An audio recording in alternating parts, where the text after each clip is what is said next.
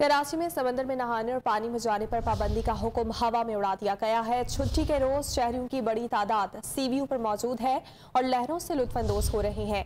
मजीद तफसीलात के लिए बात करेंगे डॉन न्यूज के नुमाइंदे आसिम खान से। आसिम, आवाम तो रुकने को तैयार नहीं, ये बताइएगा कि रेस्क्यू के कैसे इंतजाम हैं साहिल पर?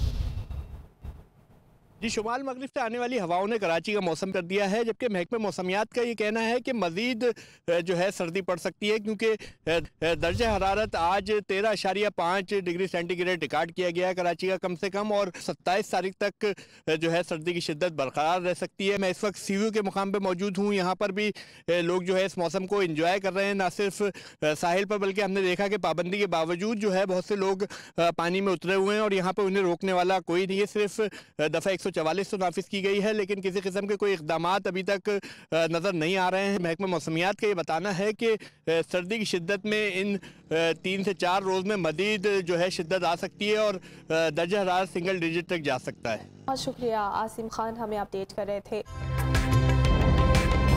ताज़ा तरीन वीडियोस के लिए हमारा YouTube चैनल सब्सक्राइब करके बेल आइकन प्रेस करिए ताकि आपको मिले हर अपडेट सबसे पहले।